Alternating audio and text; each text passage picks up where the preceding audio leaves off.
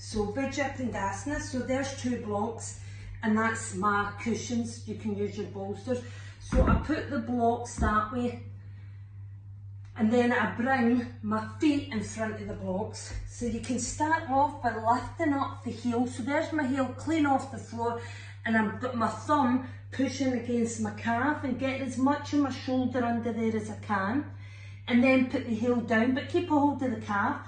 Lift that other heel up off the floor, and it's how do you get this through as well. This is a hard part.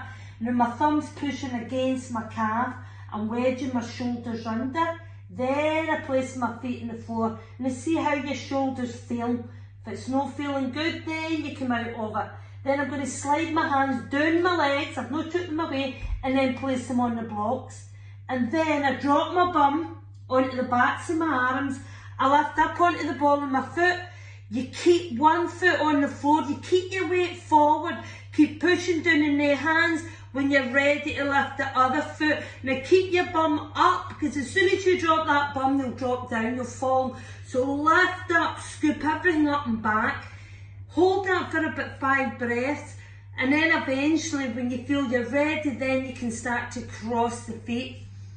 Bring your feet down onto the floor and see how you got on, okay?